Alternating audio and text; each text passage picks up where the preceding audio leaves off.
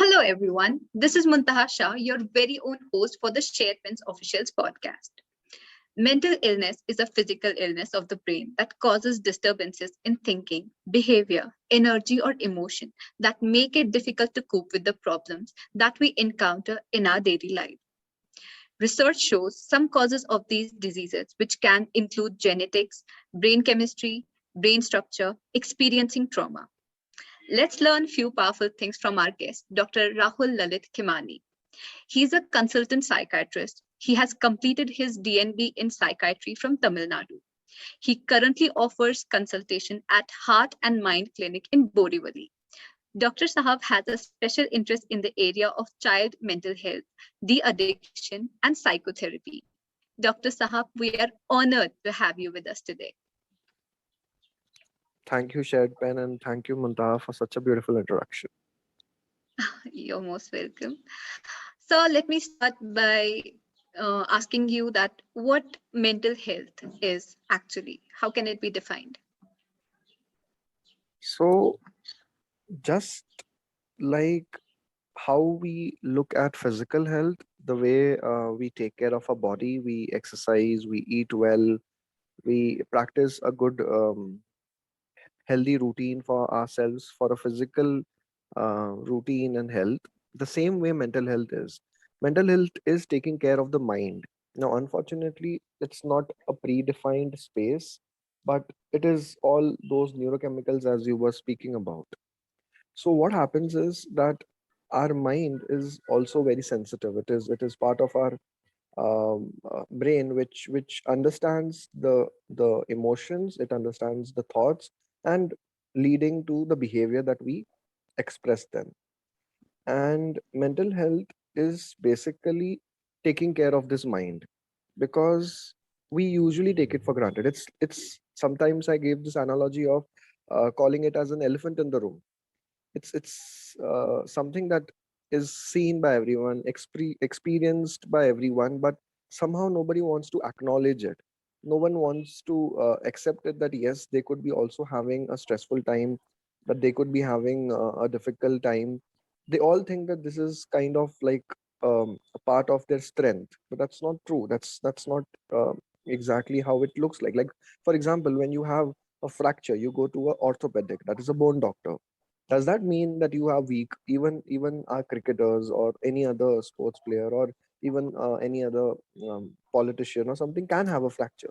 So the same way, any one of us can have a disturbance in their mental health as well. And when there is a disturbance in the mental health, it leads to a disturbance in their thinking, which becomes negative, in their feeling, which becomes either sad or angry or something like that, and eventually leads to a very disturbed behavior where you stop working, you stop communicating, and you become very disturbed. So, sir, what are the signs in a person that is suffering from mental illness? Again, mental illness is a very big term. We could have a lot of things under mental illness. The most common disorders that usually people have heard about would be something like anxiety, something Mhm. depression, or schizophrenia, bipolar disorder. These are the most common terms that people have heard.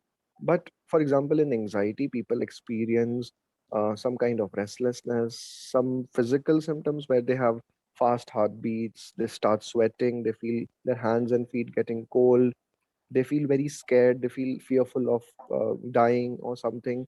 They can't concentrate on things. In depression, a person experience extreme sad mood, which is not connected to the external world necessarily. It is very deep, it is very pervasive, it does not go despite anyone trying to make you feel better.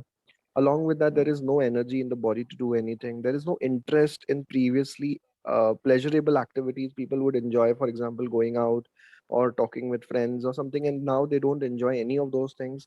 There is lack of concentration, constant feeling of guilt, feeling very hopeless about the future, helpless about themselves, and most importantly, start getting suicidal ideas. And for example, the third condition that I was speaking about, something like schizophrenia or bipolar disorder, those are the other spectrum, other end of this disorder, in which a person becomes very aggressive, very violent. They start becoming very suspicious that someone would try to harm them. And there is no one like that. It's just a constant negative thought in their mind which is stuck, despite the fact someone tries to prove the contrary, where a person is unable to sleep, does not eat well, does not take care of themselves, stops studying if they are a student, stops working if they are working. They become extremely withdrawn and absolutely disturbed. And so, causes of these mental illnesses or disorders? So mental illness is, they say that there are a lot of causes for this, but nothing specific. Now primarily, if you understand that why this happens, I'll give you an analogy of a car and having a petrol in it. So just like how in a car there is, if there is no petrol in it, it stops working. The same way our mind works on these neurochemicals, particularly serotonin, dopamine. There are a little more of these neurochemicals, but these two are the most integral ones. So they are like the petrol to the car, and the same way petrol to our mind. If they become imbalanced, or there is some kind of disproportionate in the amount of serotonin and dopamine, then a person starts experiencing this. So the next question comes is that why does it lead to a disbalance? Why is there kind of a chemical imbalance in the brain? That could be again a lot of reasons. The most common ones would be something genetic, but again genetic plays a small role. There can be people whose parents or someone in the family would be having depression, anxiety or something, and still they wouldn't have it. And then there can be someone who doesn't have any family history, no genetics of it, but still can experience depression and anxiety. Apart from that, there are certain environmental triggers as well. I call them triggers because these cannot be causes. For example, for me, getting into an accident could be a cause for getting into anxiety, while for someone else it might not be. So it also kind of works like a trigger where you already had kind of a low level of anxiety, depression, or any other disorder. And then when this event happened, it kind of led to suddenly you experiencing it full blown.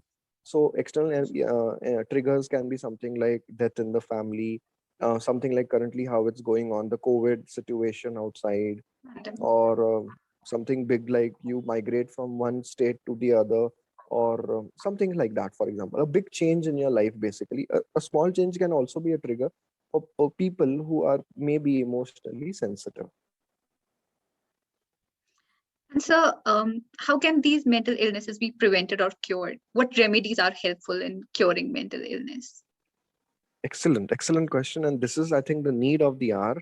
So mental illness, first of all, prevention is always the best cure, is what they always say. So prevent any disturbance to the mental health, you literally have to take care of the mind. So just like as I was speaking in the first question, how you take care of your body, you sometimes go for a spa, sometimes go for a massage or something. The same way the mind also needs kind of its own me time.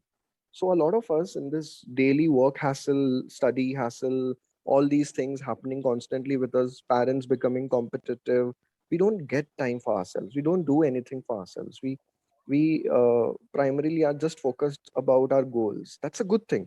That is productive. But it's something, we are not a machine. We are in the at the end we are people with emotions, and we're supposed to take care of ourselves in a better way.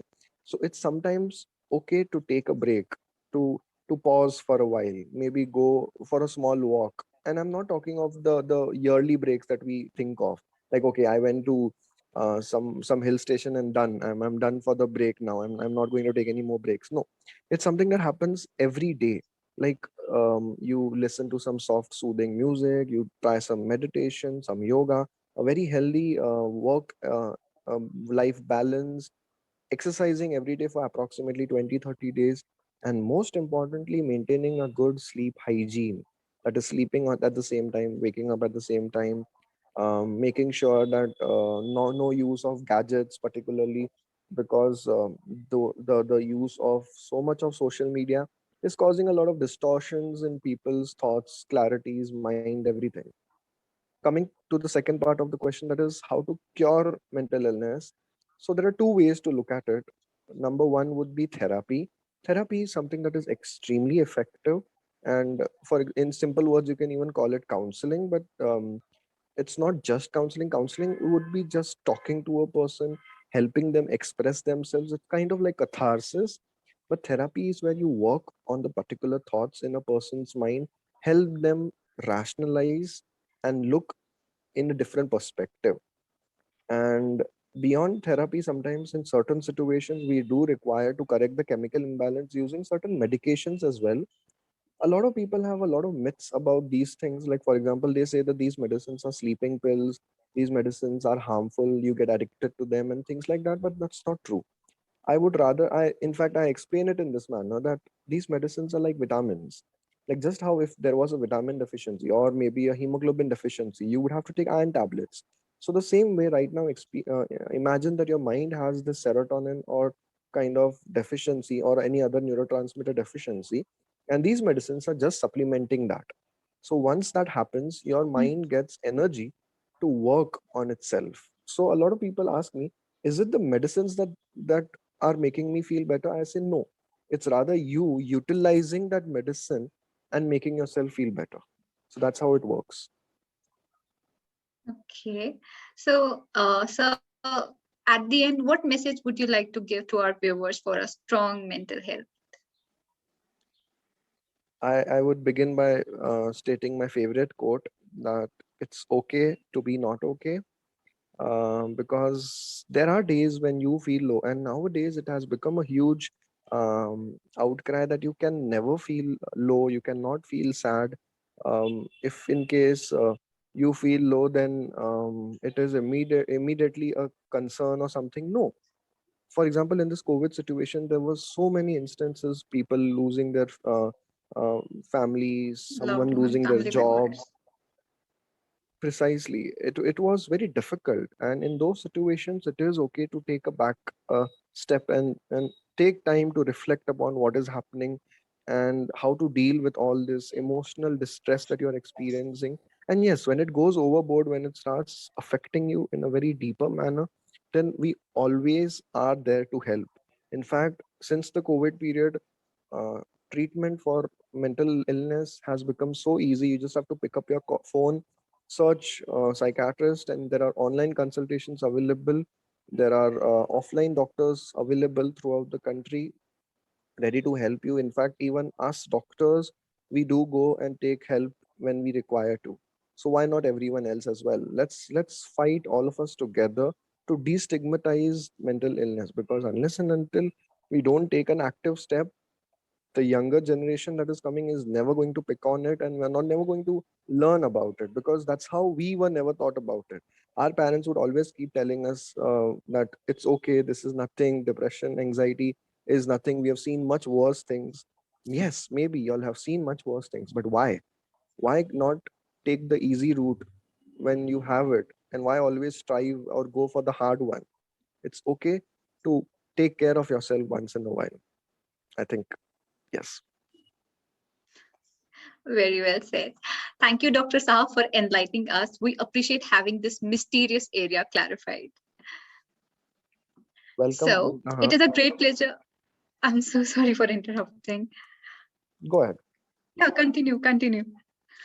No, I was saying welcome, Muntaha, and I'm actually happy that Shared Pen is taking such an amazing initiative in spreading mental awareness, because, as I said, nobody wants to talk about the elephant in the room, but you all have actively taken a step and you all have been continuing to do so, so that people know about this, people feel more free to talk about this. I think the spread of awareness in these last few years has been amazing, and the young generation nowadays is actually actively taking help. I've been contacted by so many of young individuals on Instagram. I have an Instagram handle, Psychiatrist Speaks, where there are so many DMs, people asking me to help them, not able to afford as well sometimes, but they want to, get better.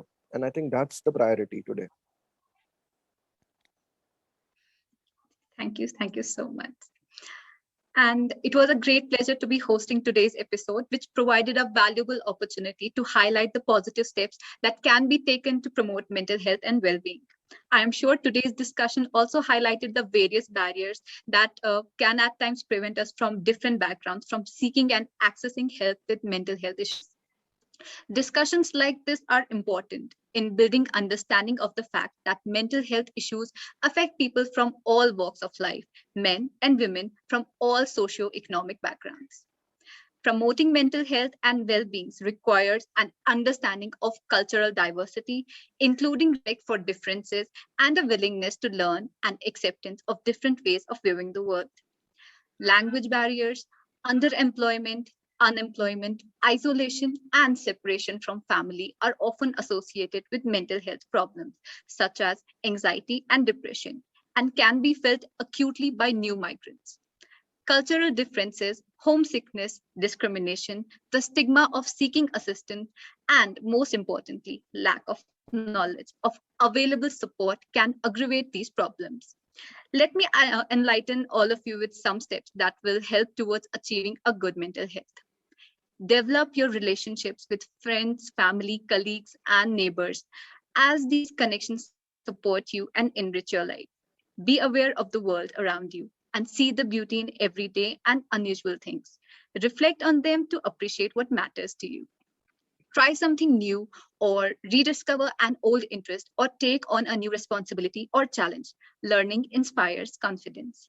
And do something for a friend or a stranger and see yourself and your happiness linked to the wider community. It is important that we encourage people with mental health issues to seek help, because through early detection, we can ensure that mental health does not have to be life sentence, right? I am sure you will agree with mental health awareness is vitally important in raising awareness of the continuing need to make mental health a priority for all people. I hope today's podcast will turn to be really informative. And with this, I'll take your leave. Till then, take a very good care of yourself and your loved ones. Allah Hafiz. Beautifully said. Thank you, everyone, and take care and be safe.